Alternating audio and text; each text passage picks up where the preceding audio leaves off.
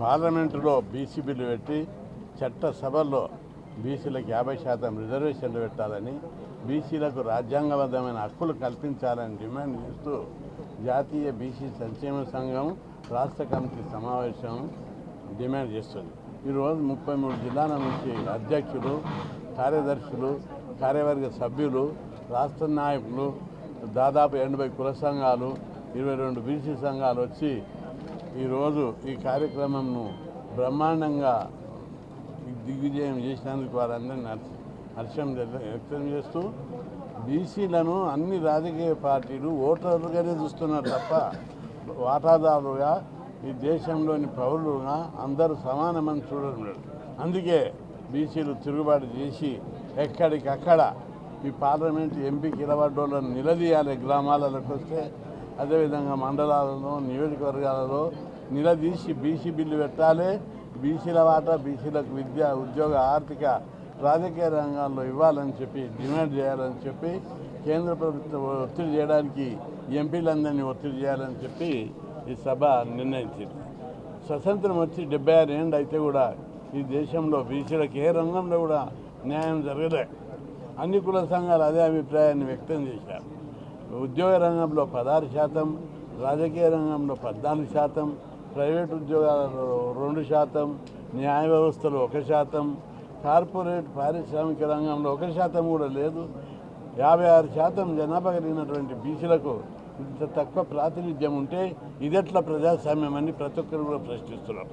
కాబట్టి మాకు అన్యాయం జరుగుతుంది, మమ్మల్ని దోపిడీ చేస్తున్నారు, మా ఓట్లతోటి మీరు మంత్రులై, ప్రధానమంత్రులై, ముఖ్యమంత్రులై మాకు అన్యాయం చేస్తున్నారని ప్రతి బీసీ ఈరోజు పార్టీలను, ప్రభుత్వాలను నిలదీస్తున్నారు. మీరు కనుక దారికి రాకపోతే ప్రపంచంలో అన్ని దేశాల్లో తిరుగుబాట్లు వచ్చాయి, విప్లవాలు వచ్చాయి. చైనాలో తిరుగుబాటు వచ్చింది, విప్లవం వచ్చింది. రష్యాలో తిరుగుబాటు వచ్చింది, విప్లవం వచ్చింది. ఫ్రెంచ్లో దోపిడికి, పీడనకు, వివక్షతకు, అసమానతలకు వ్యతిరేకంగా అనేక దేశాల లోపల ఈ తిరుగుబాట్లు వచ్చాయి. భారతదేశంలో కూడా అసమానతలు, అన్యాయాలు, దోపిడీ, పీడన, వివక్షతలకు వ్యతిరేకంగా బీసీ, ఎస్సీ, ఎస్టీ, మైనార్టీలు తిరుగుబాటు చేయడానికి సిద్ధంగా ఉన్నారని ఈ పార్టీలన్నీ ఈ ప్రభుత్వాలను ఇచ్చారు. పార్టీల ముసుగులో, ప్రభుత్వాల ముసుగులో పేద ప్రజల గొంతు నొక్కుతున్నారు. మీరు ఖబర్దార్, మీరు మార్చుకోకపోతే ఈ దేశంలో తిరుగుబాటు తప్పదు. మా వాట మాకు ఇవ్వండి అన్ని రంగాల్లో. ఇది ప్రజాస్వామ్యం, ఇది రాజరిక వ్యవస్థ కాదు. ఈ ప్రజాస్వామ్యంలో అన్ని కులాలకు, అన్ని సామాజిక వర్గాలకు జనాభా ప్రకారం వాటా ఇవ్వాలి. ఈ దేశం భారతమాత బిడ్డలకు, ఒక తల్లి బిడ్డలకు తల్లి తండ్రులు తమ పిల్లలకు సమాన వాటా ఇస్తారు.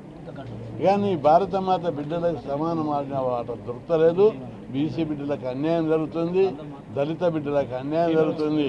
మా వాటా మాకు ఇవ్వాలని చెప్పి మేమెంతో మాకంత జనాభా ప్రకారం వాటా ఇవ్వాలని జరిగే ఈ పోరాటంలో కుల సంఘాలు, బీసీ సంఘాలు, నాయకులందరూ కూడా రావాలి.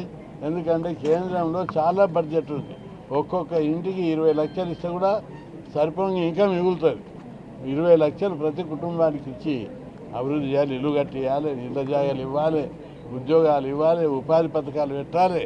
ఈ కుటుంబాలను ఆదుకొని పేదరికం నిర్మూలించి వీళ్ళందరినీ అభివృద్ధి చేయాలని చెప్పి మా పోరాటం. మరి ఆఖరి పోరాటం కాదు, ఆత్మగౌరవ పోరాటం. సమాజంలో మా వాటా అన్ని రంగాల్లో ఇవ్వాలని పోరాడుతున్నాం.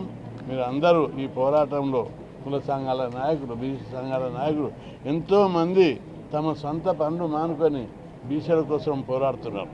ఇప్పుడు ఇక ముందు జరిగేది రాజ్యాధికారం జరిగే పోరాటం లోపల పార్టీలు, కుల సంఘాలు అన్నింటినీ కూడా కట్టుకొని మనం పెద్ద ఎత్తున ఉద్యమం చేద్దామని, మీ పిల్లల భవిష్యత్తు కోసం, మీ పిల్లలు చదువుకోవాలి, మీ పిల్లలకు పెద్ద పెద్ద ఉద్యోగాలు రావాలి, కలెక్టర్లు కావాలి, డాక్టర్లు కావాలి, పెద్ద ఆఫీసర్లు కావాలని జరిగే ఈ పోరాటంలో మీరు బంగ్లాలు కట్టుకోవాలి, మీరు కార్లలో తిరగాలని బీసీలు జరిపే ఈ పోరాటంలో బీసీలందరూ పాల్గొని పెద్ద విప్లవం తీసుకురావడానికి సిద్ధంగా ఉండాలని నేను విజ్ఞప్తి చేస్తున్నాను.